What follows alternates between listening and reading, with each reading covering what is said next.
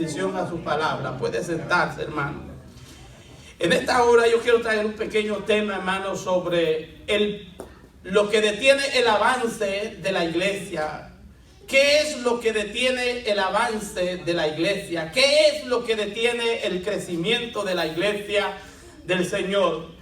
La iglesia del Señor, como un órgano vivo, está supuestamente a crecer, a desarrollarse, ¿verdad? Como un órgano vivo. Por ejemplo, nosotros, hermanos, tenemos cosas que se dan en la naturaleza y nosotros que cuando nacemos pequeñitos y con los días empezamos a crecer, hermano, porque estamos en desarrollo y estamos en crecimiento hasta que llegamos a la vejez. Es una transformación completa de nuestro ser entero. Ahora, hermano, ¿qué detiene el avance, el crecimiento de la iglesia en estos días? Sin lugar a dudas, usted tendrá quizás muchas respuestas para ello, pero vamos a buscar una respuesta bíblica, el por qué la iglesia se estanca y por qué muchas veces la iglesia no avanza hacia adelante. ¿Por qué la iglesia se estanca y por qué la iglesia no avanza hacia adelante? Dice la palabra del Señor, hermano, que cuando Pablo y Timoteo van predicando la palabra, dice la palabra del Señor que ellos iban repartiendo, los discípulos del Señor, la palabra del Señor en todas partes. Y dice que en todos lugares la palabra del Señor era predicada, era enseñada. Cuando usted ve el capítulo 11 de este libro de los Hechos, usted ve que a los cristianos en Antioquía se les llama discípulos, se les llama cristianos, seguidores de Jesús. Por primera vez en Antioquía se les llama cristianos por primera vez. ¿Y qué era lo que hacían los cristianos? Era predicar de Cristo, enseñar acerca de la resurrección de Cristo de entre los muertos, enseñar que no había otro nombre dado a los hombres en quien la gente podía ser salva. Eso era lo que ellos enseñaban.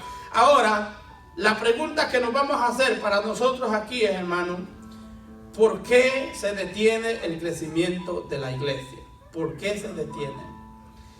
Estudiando yo la demografía del Japón, hermano, Japón dice que es uno de los países de Asia que se está estancando en su crecimiento en la población.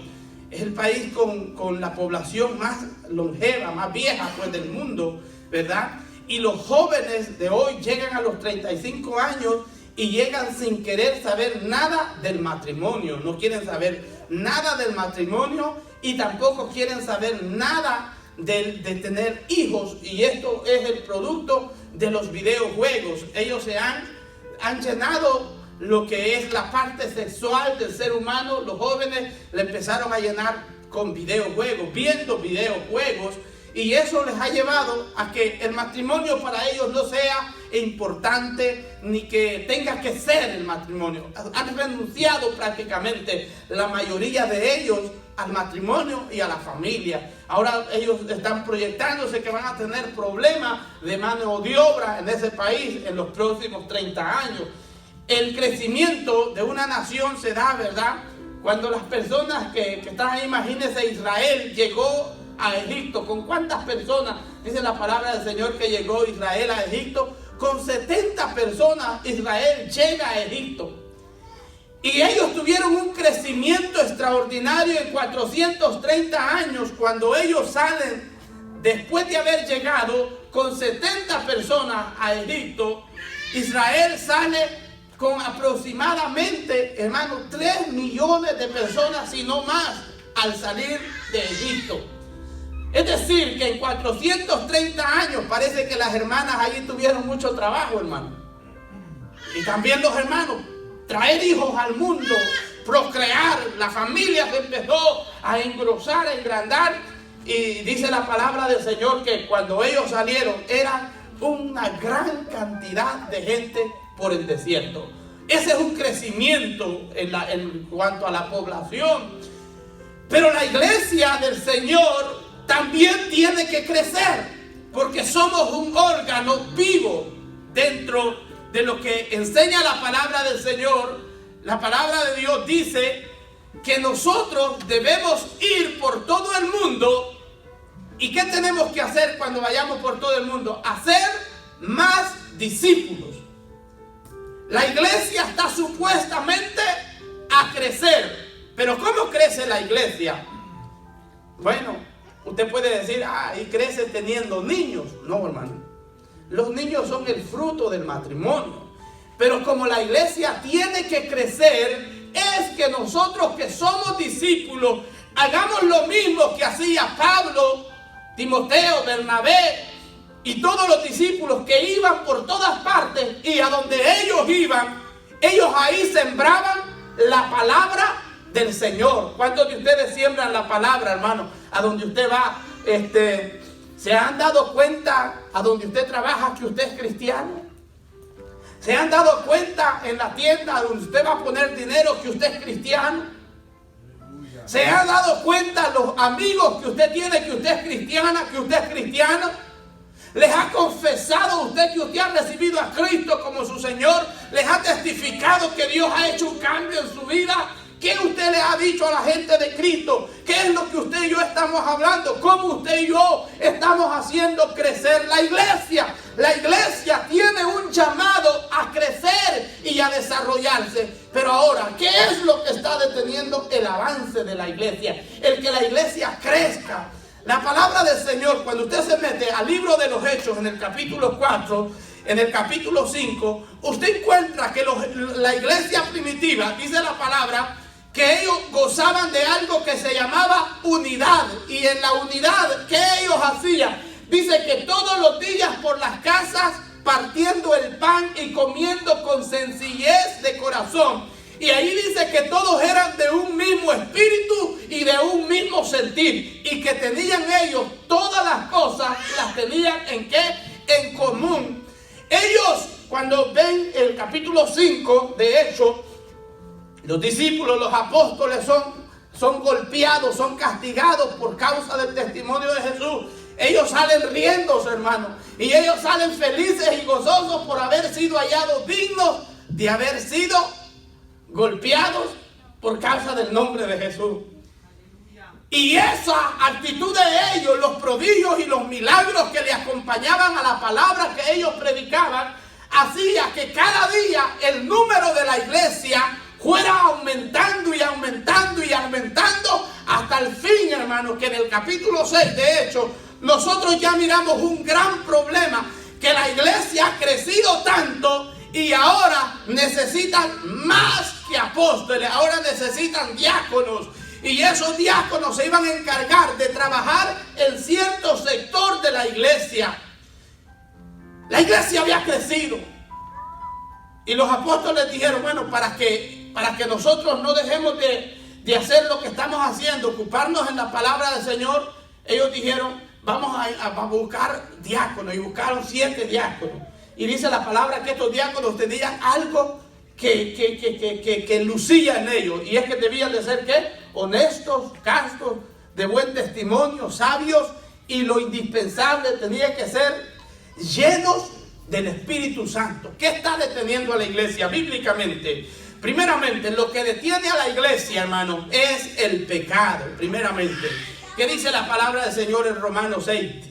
¿O creéis que perseverando en el pecado la gracia de Dios abundará en vosotros? ¿O no sabéis que ustedes están muertos al pecado y que ya no podéis perseverar en el pecado? Entonces, lo que detiene el avance de la iglesia del Señor en la tierra actualmente y en todas las épocas, y ha sido así, será así, pero más hoy, es lo primero bíblicamente es el pecado. ¿El pecado a dónde? El pecado dentro de nosotros mismos, el pecado dentro de la iglesia.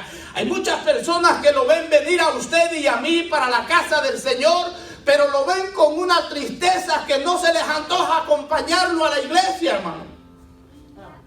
No se les antoja ir con usted a la iglesia. Tal vez el vecino, hermano, no se le antoja a usted acompañarlo. ¿Por qué? Porque ven que las dos familias son iguales, tanto la que va a la iglesia y la que no va a la iglesia. Y a veces viven mejor los que no van a la iglesia que los que sí van a la iglesia. ¿Y por qué pasa eso, hermano? Porque somos incongruentes con lo que predicamos, hermano. Una de las cosas que hacía crecer a la iglesia, en primer lugar, después era la unidad, hermano, la unidad y el compañerismo.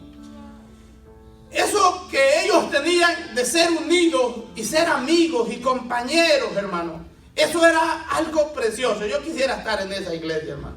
¿Cuántos no quieren estar en una iglesia a donde usted se siente que es parte de una gran familia?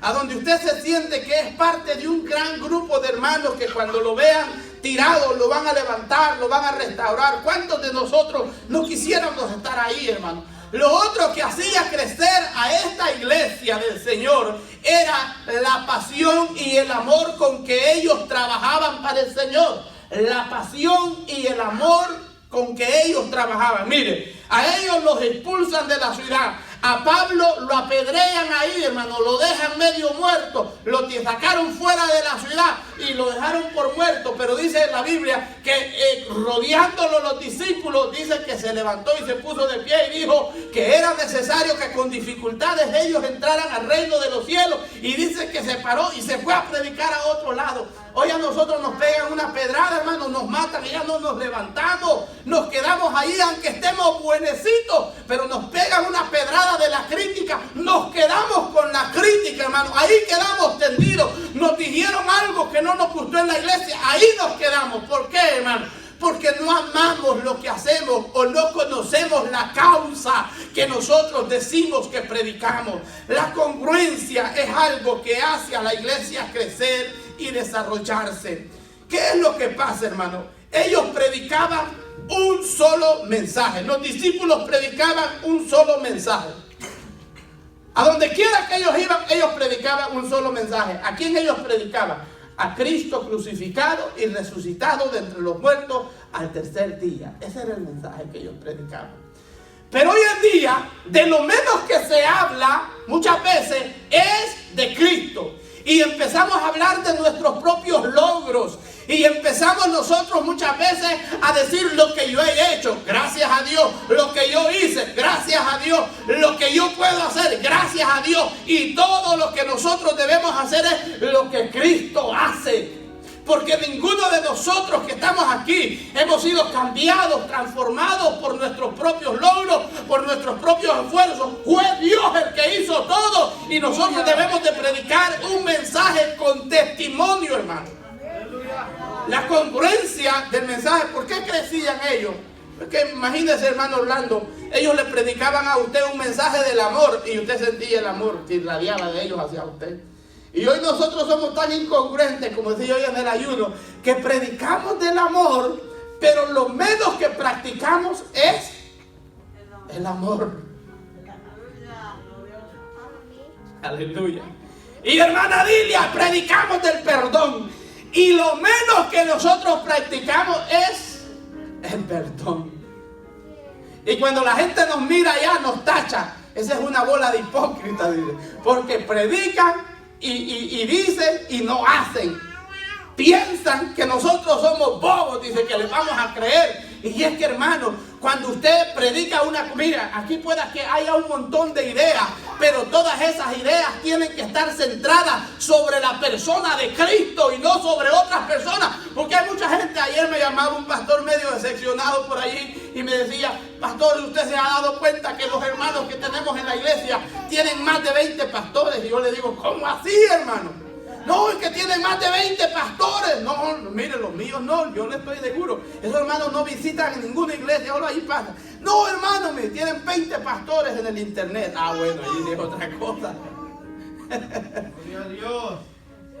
Porque no es suficiente. Nuestras ideas pueden que diferencien, pero usted y yo tenemos que unirlo en la persona de Cristo, hermano. Pero muchas veces, porque nadie le sigue la corriente a sus ideas, usted dice: yo hago mi propia iglesia, y ese es el resultado que tenemos. Más de 40,000 iglesias en la área metropolitana de Washington. Unas tienen 100 hermanos, otras 200, otras 40, otras 30, otras 15, y algo otro somos la familia pastoral, pero ahí están las iglesias.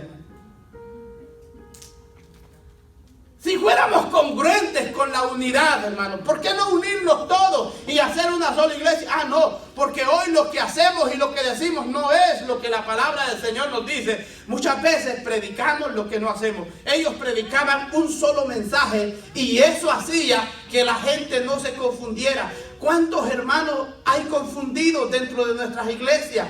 Porque el pastor predica una cosa, pero el hermano que está recién convertido trabaja con unos hermanos y allá en el trabajo andan diciendo, no, pero es que como el pastor predica, así no es. Es que mire, allá donde yo vengo las cosas el pastor así enseñaba. Y ese pastor es sabio porque está viejito, tiene canas y tiene un montón de años en el pastorado. Entonces aquel está bien y este está incorrecto. Y empezamos a dinamitarnos nosotros mismos dentro de la misma iglesia, echándole a perder el trabajo que un hombre o una mujer está haciendo dentro de una iglesia. Se lo echamos a perder. ¿Cómo, hermano? Se lo echamos a perder cuando nosotros, oiga bien esto, cuando nosotros empezamos ¿a qué, hermano?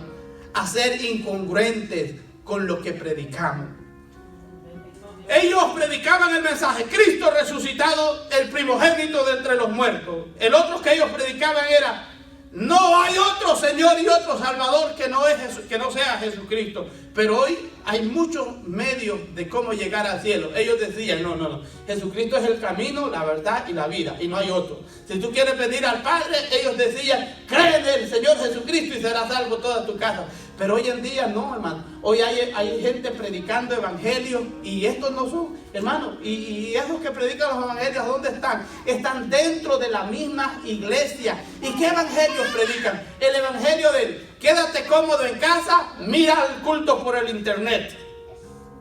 Ese es un evangelio perfecto, hermano. Al rato yo me quedo también en casa y me lo echo por el Facebook y ahí con una taza de café, y cuando no me guste lo que está diciendo el pastor le pongo pausa y seguimos, hermano, y así feliz, escucho lo que yo quiero. Aleluya. Y cuando yo quiero.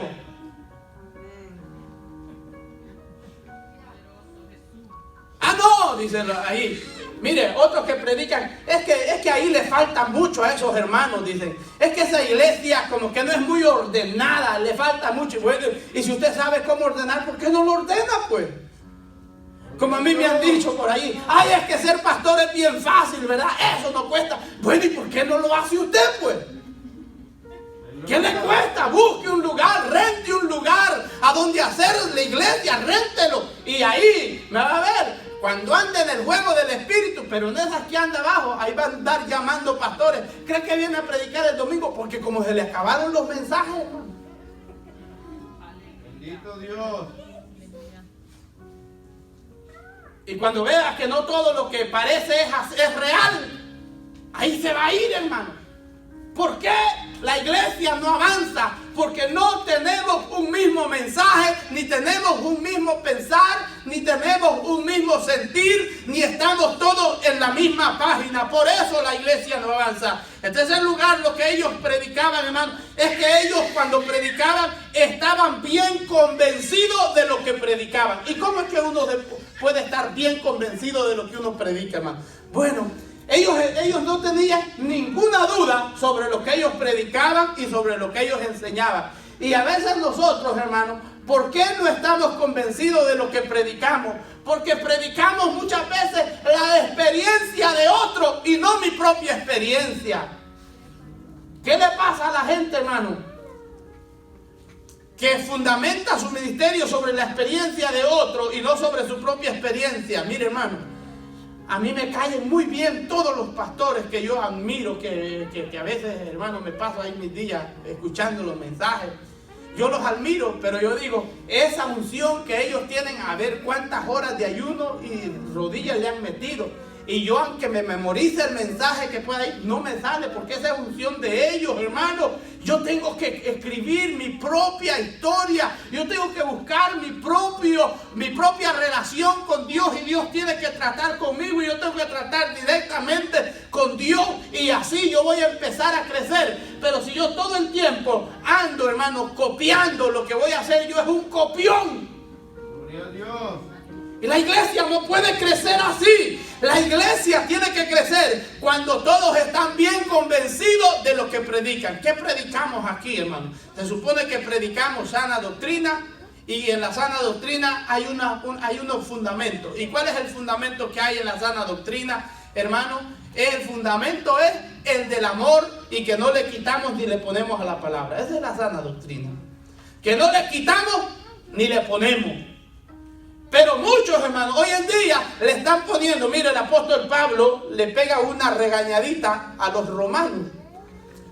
La iglesia de los romanos, ellos eran muy éticos, muy perfectos, muy estrictos, pero cuando se convirtieron al Señor, en el capítulo 13 de Romanos, usted puede ver eso, el apóstol Pablo le dice, mire par de revoltosos sinvergüenza, les dice, le estoy parafraseando, hermano, ¿cómo se? Pero les dice así: sométase cada uno de ustedes a las autoridades, le dice.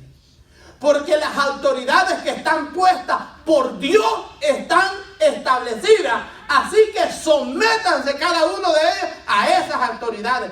Pero mire, hermano, hoy en día, ¿qué es lo que menos nosotros reconocemos? Mire, el hijo apenas reconoce a la madre, y la madre apenas reconoce a su hijo, y el esposo apenas reconoce a su esposa, y el esposo al esposo. Apenas los respetamos. Nosotros decimos, ay, yo lo amo. Pero ¿y cómo lo ama si no lo respeta?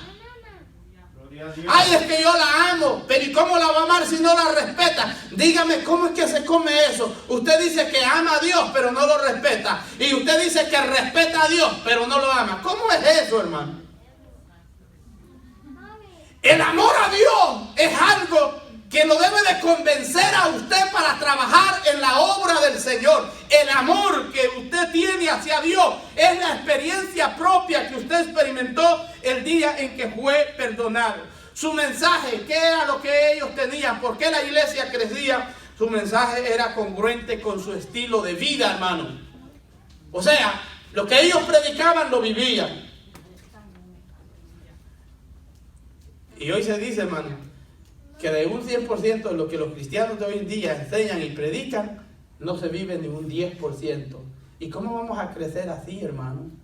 ¿Cómo vamos a crecer si nosotros pensamos y creemos, hermano, que estamos haciendo bien las cosas, pero estamos haciendo todo al revés? Nuestra vida no da testimonio de lo que nosotros decimos que somos. Y estos decían, fortaleceos en el Señor. Y cuando ellos eran amenazados, ¿a qué se reunían ellos? A orar, hermano. Dice que cuando los amenazaban, si usted lee todo ese libro de los Hechos, dice que se reunían y oraban. Y el lugar a donde ellos oraban, pidiéndole a Dios fortaleza, el lugar temblaba, hermano, donde ellos estaban orando. Y nosotros hoy en día, cuando el diablo se los levanta, ¿qué es lo que hacemos? Esconderlos, encuevarnos, hermano, como el topo, como el armadillo, y buscar nuestra guarida y estar ahí. No, es entonces cuando usted tiene que salir a luchar, a pelear la buena batalla de la fe.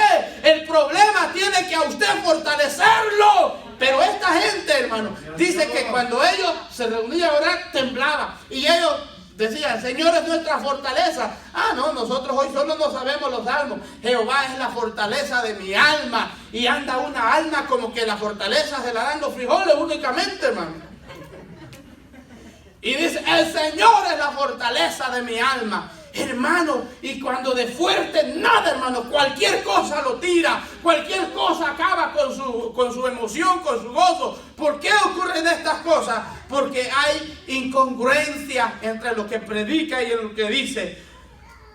Mire, esta gente conocía lo que predicaba. Conocía lo que predicaba. ¿Usted conoce lo que usted predica? ¿Conoce usted la palabra del Señor? ¿Conoce los mandamientos del Señor? ¿Conoce lo que la Biblia enseña que nosotros debemos de enseñar? ¿Conoce? ¿Qué usted le va a decir a un perdido? ¿Qué usted le va a decir a un inconverso? ¿Sabe lo que le tiene que decir? ¿O solo le va a ir a recordar que es un pecador? Hombre, si eso uno no necesita saberlo allá afuera, que uno es un pecador. ¿Cuántos de nosotros sabíamos que éramos pecadores sin que nadie lo decía? Lo que nosotros necesitamos es acercarlo a las personas y ministrarles amor de Dios, hermano. Conocían lo que predicaban. ¿Y qué hacía la iglesia? Y dice la palabra del Señor que la iglesia crecía, hermano. ¿Y por qué crecía? Porque ahí miraban a personas hablando del poder de Dios y el poder de Dios era manifestado en su propia vida. ¿Qué era lo demás que hacía crecer la iglesia? Estas personas vivían lo que predicaban, hermano.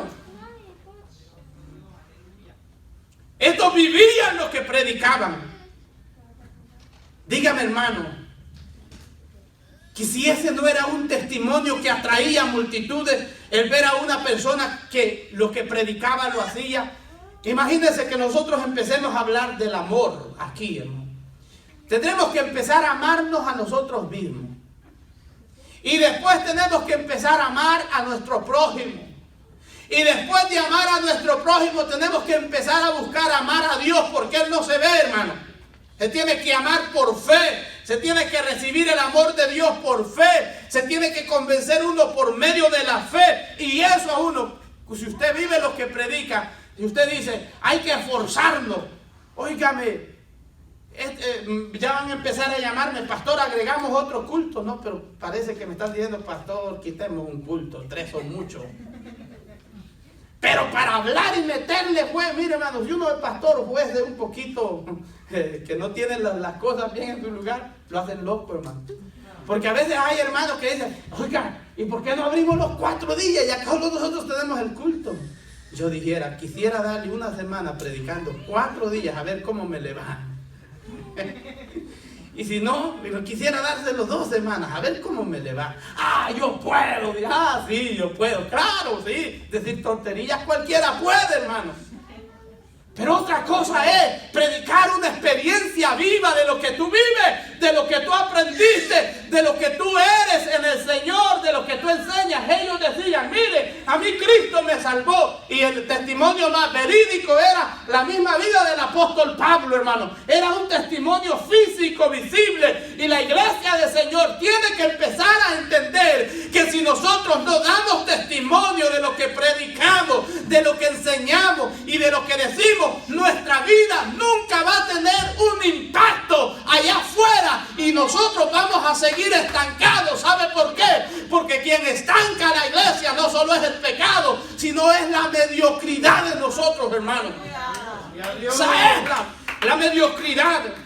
Los otros que ellos salían, ellos eran sólidos en su fe. Eso es importante, hermano. ¿Qué era lo que hacía crecer a la iglesia? Solidez en la fe. Solidez. Se da, hermano, algo sólido. ¿Qué es algo sólido, hermano? Que es de una sola pieza, como la ilustración del carácter, ¿verdad? ¿Qué es carácter? Hermano, el carácter es que es una sola cosa. El problema es que hoy, verán, el carácter no se puede ilustrar como una pieza, una obra de arte, porque ya desde el siglo medio para arriba ya todo, primero se hacen las manos, después los pies, después...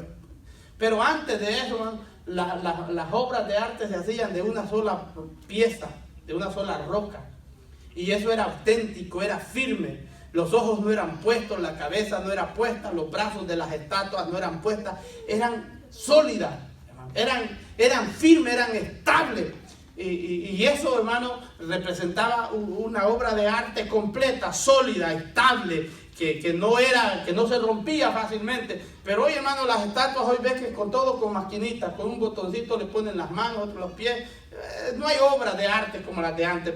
Pero ¿qué es lo que quiero decir? Los discípulos, ellos tenían una fe sólida. ¿Y qué es tener una fe sólida? Que no se la puede mover nadie.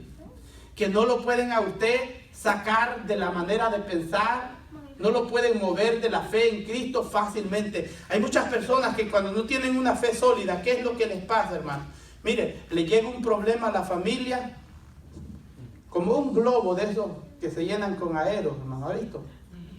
Que cuando recién los infló, oiga, cuídese porque se le van a Diego. ¿Cuántos globos se me le han ido, hermano?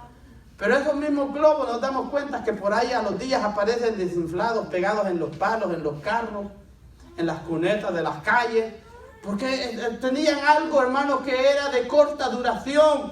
Entonces, muchos cristianos tenemos fe que no son sólidas, tenemos fe menguante, inconstante. Tenemos fe, hermanos, que solo la alimentamos con nuestras ideas, y cuando no piensa usted, la palabra de Dios no puede entrar a usted. ¿Por qué? Porque usted no es sólido. Pero estos discípulos, ¿qué era lo que ellos tenían? Mire, a ellos los expulsan de la ciudad, dice, y ellos ¿qué hacen? Se dicen hijos del diablo. No, a ellos no les quitó el gozo eso, hermano.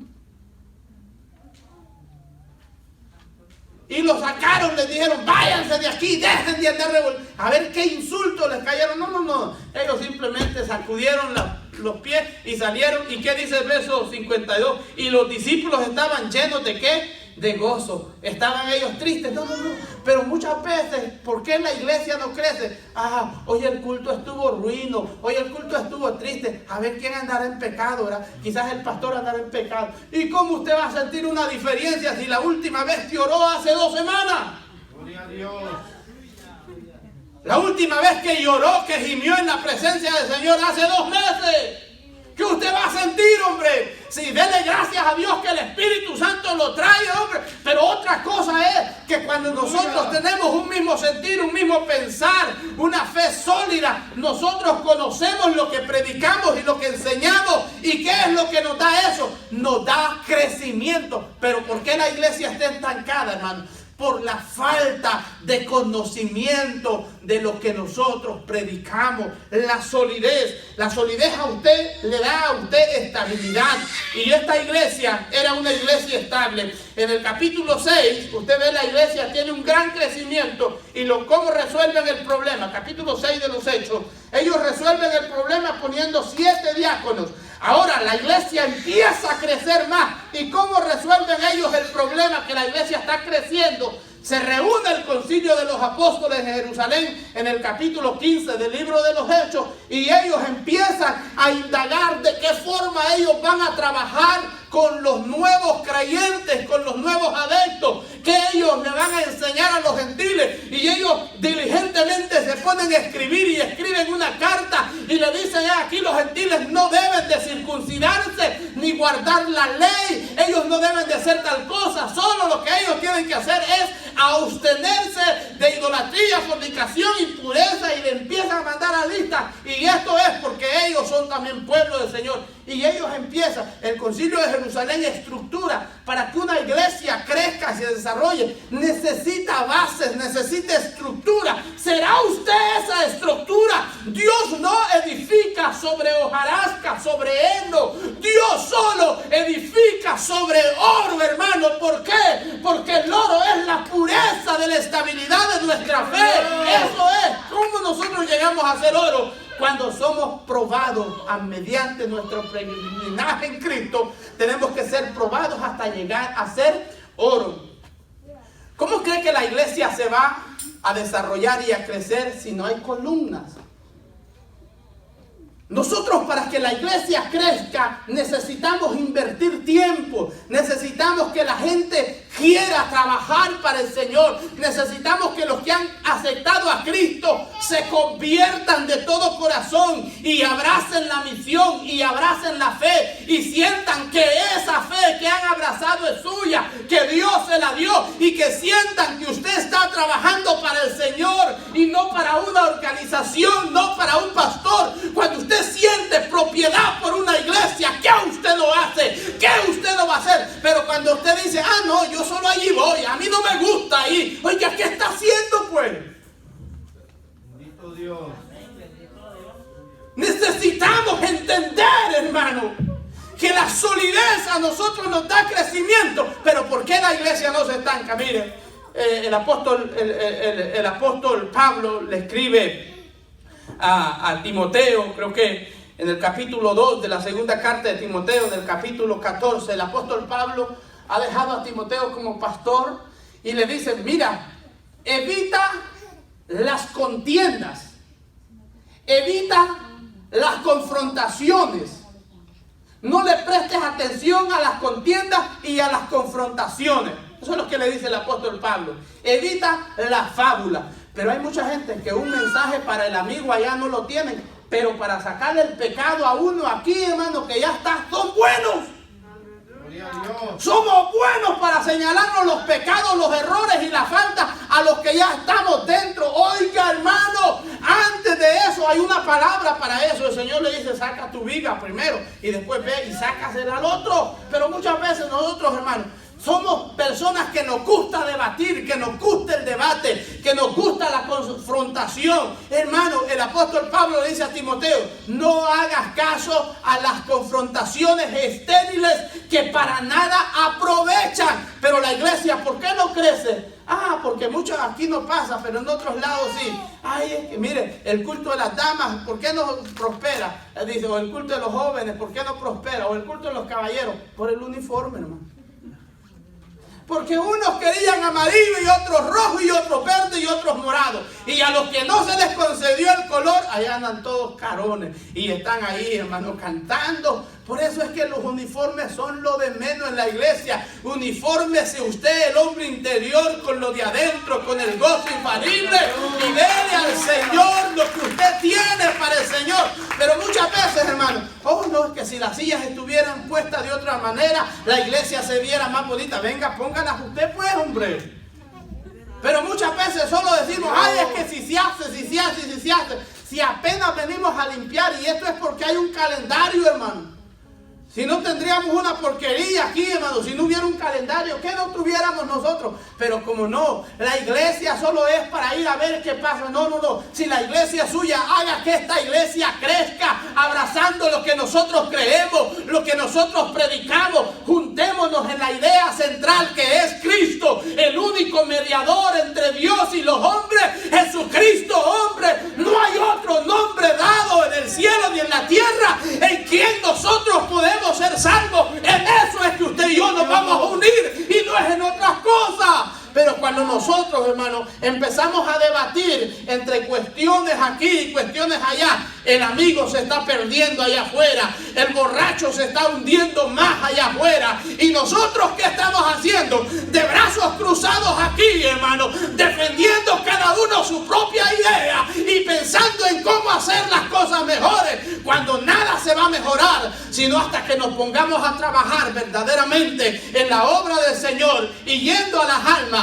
pero con una carta de presentación, hermano. No solo las palabras. Acuérdate que ese dicho popular dice que los hechos permanecen y las palabras, ¿qué? Esas se las lleva el viento. ¿Por qué la iglesia no crece? Porque estamos llenos de palabrerías nada más y las acciones son tan pocas las acciones que no nos llevan a nosotros a algo concreto, hermano. Estamos llenos de tantas ideas, pero de ninguna de esas ideas echamos mano para mejorar la obra del Señor. De buenas ideas y de buenos pensamientos, dice, está adornado el camino hacia el infierno. Allá en el infierno hay gente que tuvo ideas grandiosas en la iglesia, tuvo ideas grandiosas, pero que nunca las llevó a cabo. ¿Por qué? Porque su vida no era sólida, su fe no era sólida, tenía muchas cosas en su vida que no pudo afirmar en el Señor.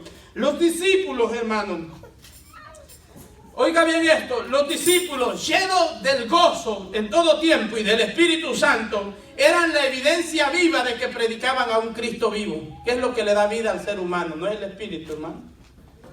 ¿Qué es lo que le da vida a la iglesia, hermano?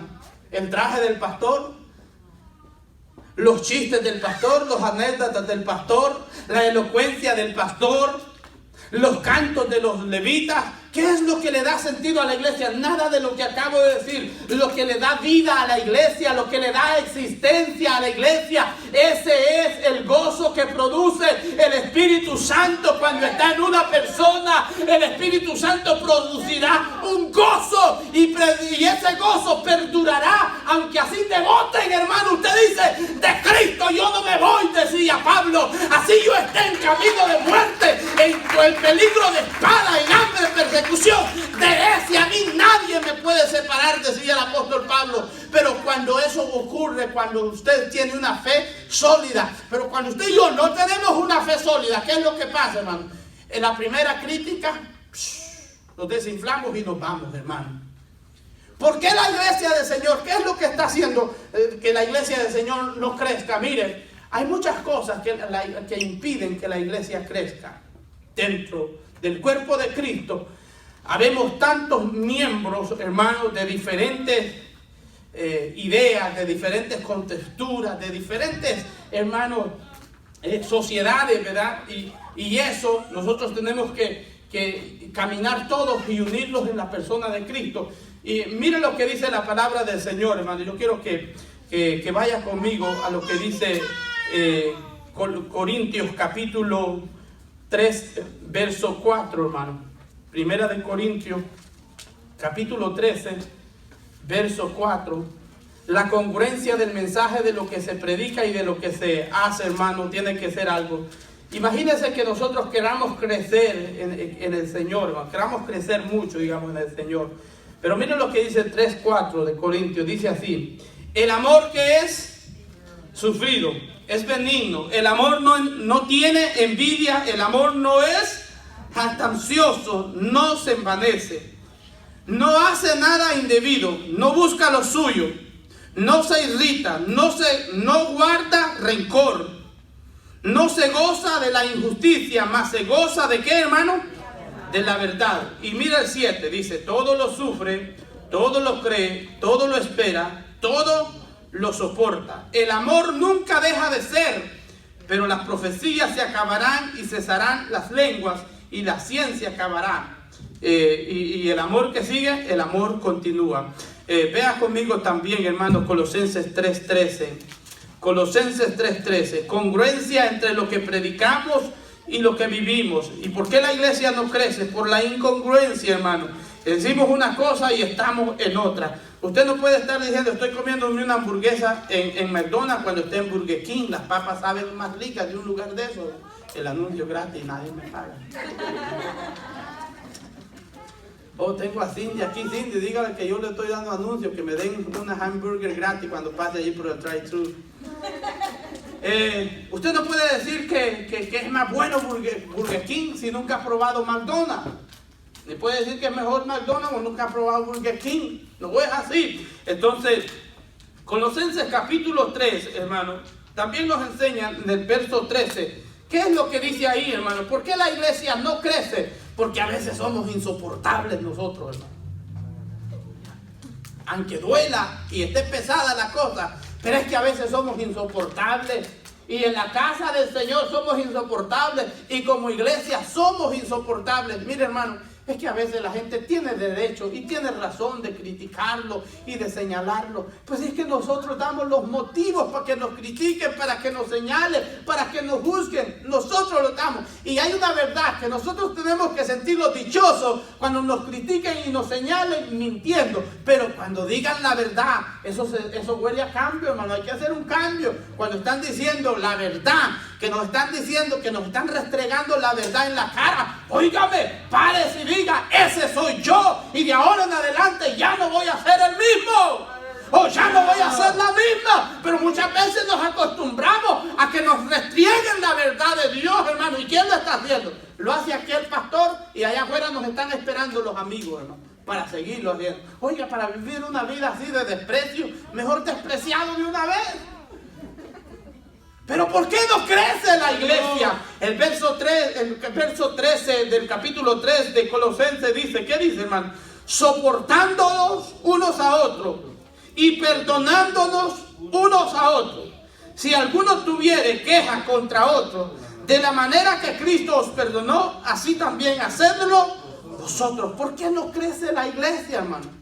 Ay, hermano, mire aquí, todos nos amamos. Sí, hombre, hermano, por favor, acuérdese que las actitudes suyas y mías nos denigran quiénes somos. Usted puede tener, como hablaba esta mañana, un temperamento, y ese lo conocemos todos, pero el carácter hace su personalidad. Y cuando usted, hermano, es una persona, oiga bien esto, que no puede perdonar, entonces quiere decir que usted es una persona insoportable.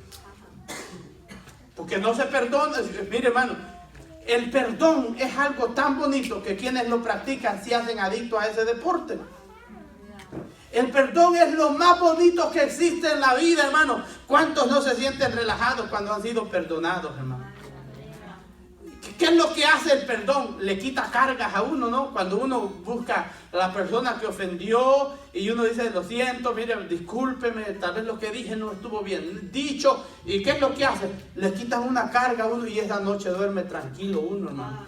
Pero cuando uno anda aquello ahí, hermano, no puede dormir, no puede andar tranquilo. ¿Sabe por qué? Porque el perdón es el que te liberta. A nosotros nos dio el gozo y el Espíritu Santo vino a nuestra vida porque fuimos perdonados con Dios, fuimos reconciliados en Cristo, en Dios. Y el reconcilio es que a nosotros nos trae el hecho de sentirnos satisfechos. Pero dice ahí, soportándose los unos a los otros y perdonándose los unos a los otros. ¿Cuántos de nosotros? Y sobre todas estas cosas, dice el verso 14, vestidos de amor, que es el vínculo perfecto. Y el 15 te dice, y la paz de Dios gobierne vuestros corazones, a la que asimismo fuisteis llamados en un solo cuerpo, y sed que agradecido. Hermano, usted tiene que ser agradecido. ¿Qué Dios le perdonó a usted? Pues yo, hermano, solo yo sé quizá de a dónde Dios me sacó. Y solo usted sabe de a dónde Dios lo sacó a usted. Nadie más sabe, porque cuando usted se arrepintió, cuando usted aceptó a Cristo, ¿verdad que el pastor no le dijo, ¿y de qué pecados usted se está arrepintiendo? ¿Verdad que no le dijeron eso, hermano? Usted solo dijo, acepto a Cristo como mi Señor y mi Salvador personal. ¿Y qué más? Y ahí le da a usted esa confesión, le da a usted certeza de vida eterna. Y no tuvo que confesar nada de lo que había hecho, porque el perdón no es, hermano, sobre lo que hicimos, sino que el perdón descansa sobre el sacrificio que Cristo hizo en la cruz, perdonándonos a nosotros todos los pecados y anulando el acta de los decretos que nos era contraria ante Dios el Padre. Eso es lo que hace el perdón. Dios nos dice, debéis de ser agradecidos y la paz de Dios gobierne ¿sobre quién? ¿No le parece que el Señor se está metiendo con la iglesia hablando del amor, hermano? No sé por qué yo no quiero. Siempre me preparo con otros mensajes y me sale el amor, hermano. ¿A quién Dios le está hablando, hermano? Me sale el amor y el perdón. ¿A quiénes Dios nos está hablando aquí, hermano? Dice, sed agradecido.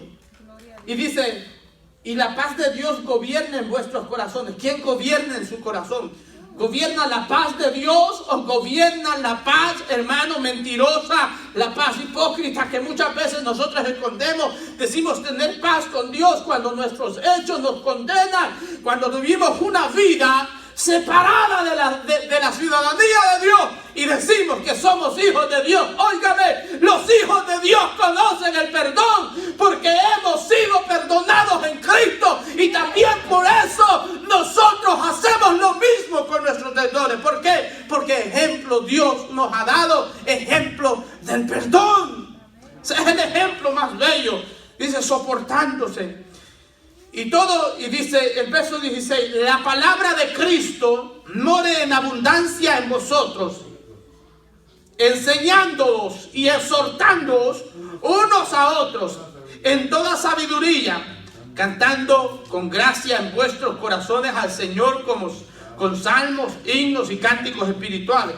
Y todo lo que hacéis, como dice la palabra, sea de palabras o de hecho, hacedlo todo en el nombre del Señor Jesús, dando gracias a Dios Padre por medio de Él. Oiga bien esto, hermano. Lo que hace a la iglesia crecer es que haya gente desinteresada trabajando en pro de la obra del Señor. Que haya gente desinteresada. Qué lindo es ver, hermano, aquellos hermanos que trabajan desinteresadamente en la obra del Señor. Pero qué triste ver a aquellos, hermanos, que si no se les da un huesito, ahí andan carones, hermano. Que si no es de una posición, allá anda, a mí no me toman en cuenta. Óigame, ¿y qué importa que a usted no lo tomen en cuenta? Usted haga la obra del Señor, trabaje para el Señor desinteresadamente, hermano. Y eso, ¿quién se lo va a pagar? Dice el Señor, yo pagaré, dice el Señor Dios Todopoderoso. Y no es aquí que le vamos a pagar. Y dice, la palabra de Dios abunde en abundancia. Pero ¿qué abunda en nuestros corazones, hermano? No, hoy abunda la fea y la flaca, no sé qué otra cosa. Y abunda un montón de cosas, menos la palabra de Dios. Hay muchos que no tienen argumentos bíblicos para debatir, pero les encanta debatir, hermano.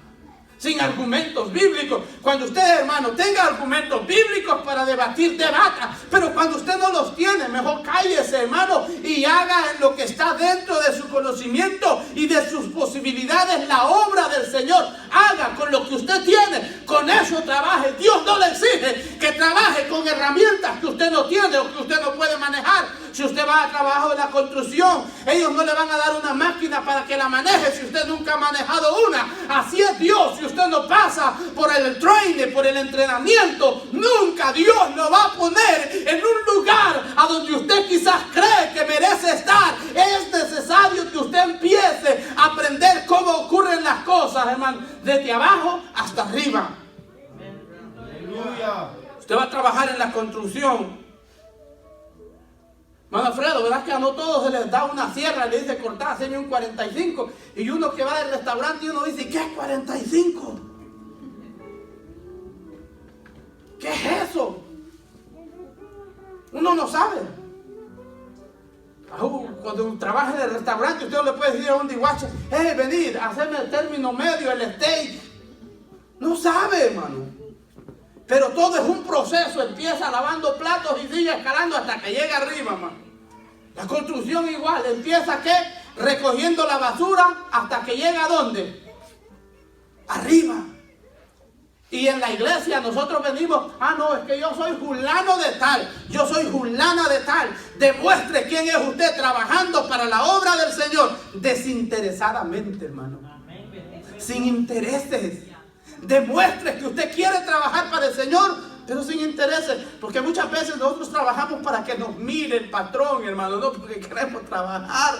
Y en la iglesia tenemos a veces la misma actitud. Cuando el patrón está ahí, hermano, al frente, agarramos y empezamos a limpiar ahí, aunque ya esté todo limpio. Y más si es día de pago, nos ponemos a barrer y a mapear, hermano. Pero cuando no es día de pago y el patrón no está ahí, hermano, todos en el teléfono, hermano.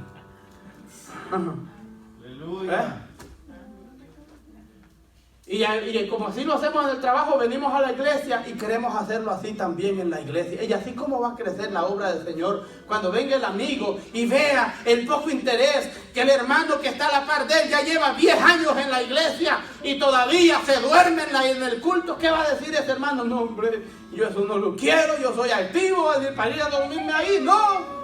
Y no le vamos a dar expectativas de querer estar ahí. También, hermano, Lucas capítulo 9, verso 23, Jesús dice, si alguno quiere venir en pos de mí, ¿qué tiene que hacerse?